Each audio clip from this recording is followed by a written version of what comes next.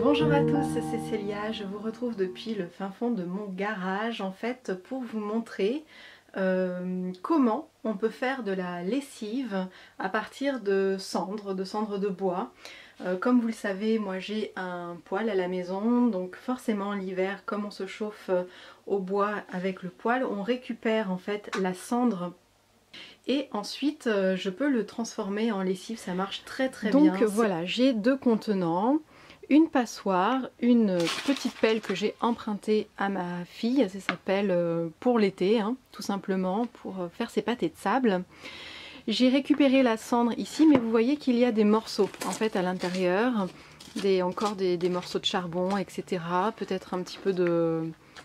Voilà, peut-être un petit peu des fils. Et... Donc ce que je vais faire, c'est que je vais tamiser cette cendre pour ne récupérer vraiment que la cendre sans tous les morceaux qu'il pourrait y avoir avec. C'est la partie la plus longue en fait à faire. C'est généralement, je le fais souvent l'été ou au printemps quand il commence à faire beau, je me mets dehors et je fais ça. Comme ça je récupère ma cendre pour pouvoir préparer ensuite la lessive au besoin au fur et à mesure, en sachant que une fois qu'on a fabriqué la lessive, on peut la garder pendant 3 mois une fois faite. Donc tous les 3 mois je reprends un peu de cendre et je refabrique de la lessive. Voilà, donc première étape, on va tamiser. Donc on prend tout simplement, on met ici, on secoue, hop.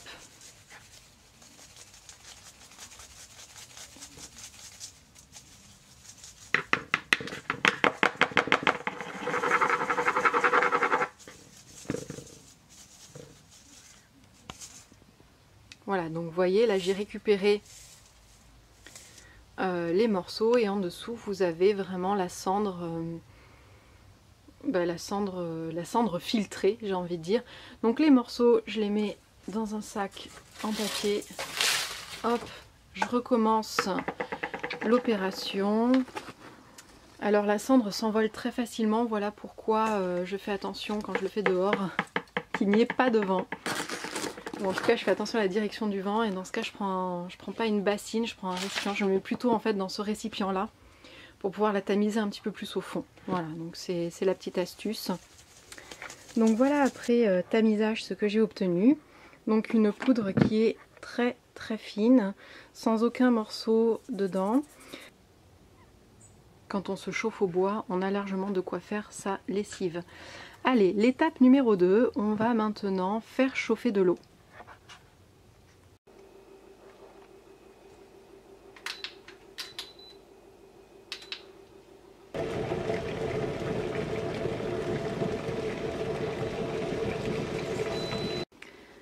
Alors nous voilà à la seconde étape. On va utiliser l'eau chaude, l'eau que j'ai fait bouillir, pour la verser sur la cendre, et cette réaction, enfin la réaction que ça va causer, c'est que ça va extraire la potasse de la cendre, et c'est la potasse en fait qui va faire cet effet savonneux, qui va laver votre linge. Pour ça, il va falloir attendre à peu près 24 à 48 heures. Bon, moi j'attends toujours 2 jours, histoire d'être bien sûre. Certaines recettes vous disent d'attendre que 24 heures. Dans le doute, j'attends 2 jours. C'est pas grave, je suis pas à 1 jour près. Et vous verrez des recettes qui disent 1 litre d'eau pour 1 kg de cendre. D'autres qui vous disent 1 litre d'eau pour 3 verres de cendre. Moi je fais comme avec la semoule, au feeling. C'est-à-dire que... Vous allez voir, là j'ai mis quoi? J'ai mis 2,5 litres d'eau.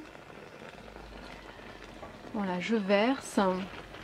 Voilà, donc comme vous pouvez le voir, en fait, l'eau ne submerge pas complètement la cendre, alors qu'il faut que ce soit le cas.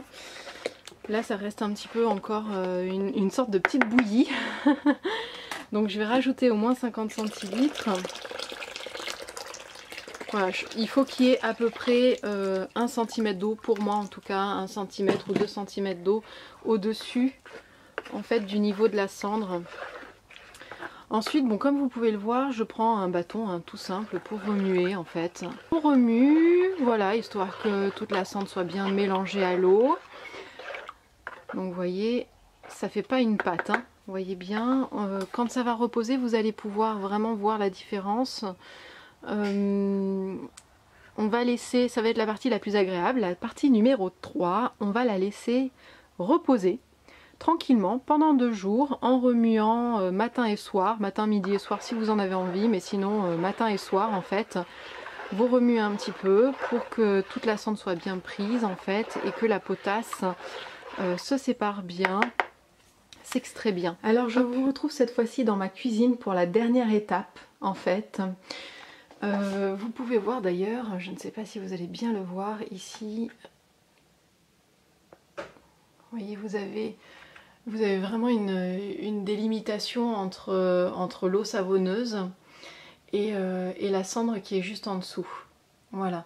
Donc vous voyez que j'avais à peu près mis 1,5 cm ou 2 cm d'eau au-dessus de la ligne de cendre. Des fois j'en mets un petit peu plus, moins vous en mettez, plus ce sera concentré bien sûr. Alors pour cette étape, vous avez donc besoin de votre petite préparation de cendre. Vous avez besoin d'un seau. Alors moi je vais reprendre celui-ci, comme ça je vais pouvoir tout faire d'un coup. Mais des fois il m'arrive d'utiliser un tout petit seau, mon petit seau d'Halloween, où des fois je fais la cendre dedans. Donc vous voyez, vous n'avez pas besoin non plus d'avoir un gros truc. Là je vais le faire avec le gros pour bien pouvoir vous montrer. Vous avez besoin d'un chiffon ou torchon, et de pince à linge. Alors je vais vous montrer ça. Voilà, donc maintenant il s'agit de séparer en fait la cendre de la préparation qu'on a obtenue liquide. Donc on va utiliser une sorte de tamis comme ça, ou moi je fais ça comme ça, hein, parce que comme ça je verse le tout et je m'en préoccupe plus après. Donc vous voyez, j'ai mis le torchon. J'ai mis les pinces à linge pour bien tenir et en fait je vais verser ce contenu là-dedans. Voilà, donc comme vous pouvez le voir ici, ça coule en fait. Donc on commence déjà à obtenir la préparation filtrée. Donc le tissu vous sert de filtre. Il faut simplement le faire en 2 fois pour pouvoir rincer un petit peu le chiffon qui va forcément s'imbiber de cendre. Donc vous voyez là j'ai mis la première préparation, ensuite il me restera ça à filtrer après. Voilà, donc c'est parti, il n'y a plus qu'à laisser faire et moi j'ai plus qu'à faire autre chose en attendant. Donc voilà, ça va se faire tout seul. Voilà donc ce que ça donne. On obtient un liquide qui est ambré comme ceci. Pour ceux qui ont peur que la cendre laisse des traces sur les vêtements, y compris les vêtements blancs, qui pourraient par exemple les ternir un petit peu, c'est pas du tout le cas, je vous rassure vraiment. Ça a exactement le même effet qu'une autre lessive, hein. Moi j'utilise pour la dernière étape un entonnoir, je la filtre en fait, là elle a juste été filtrée une fois, il y en a qui la filtrent 2 fois directement en fait dans les grands seaux. Moi je mets un entonnoir, je mets un petit tissu encore une fois et puis je vais verser doucettement et ça va la filtrer encore une 3e fois. Vous verrez que le liquide sera encore plus clair que ça en fait avec la 2e filtration. Vous pouvez l'utiliser pour votre ménage, pour laver les sols, pour voilà en fait. On s'en sert pas comme savon pour les mains parce que c'est quand même assez agressif. Il y en a beaucoup qui utilisent des gants d'ailleurs quand ils la manipulent. Quand vous lavez les sols, vous la diluez bien sûr avec de l'eau. Voilà, donc on arrive à la toute fin du processus de création de la lessive. Je vous l'ai mise dehors en fait pour vous montrer la jolie couleur ambrée qu'elle a comme ceci, vous voyez. Et donc comme je vous le disais, vous pouvez la parfumer avec des huiles essentielles et moi j'utilise du citron et du tea tree en fait pour booster en fait le côté désinfectant, voilà, le côté antimicrobien. Donc il suffit simplement de mettre 3 gouttes de tea tree, 3 gouttes de citron ou des huiles essentielles que vous aurez choisies. Ensuite, une fois que vous aurez que la lessive sera prête, comme pour les autres lessives, vous mettez un bouchon, un demi-bouchon suivant ce que vous avez l'habitude d'utiliser dans votre machine à la place de l'endroit où l'on met la lessive, hein. Vous mettez votre lessive à vous et puis c'est parti. Voilà, Donc je vous souhaite une bonne création de lessive et je vous dis à très bientôt pour d'autres vidéos. Bye bye!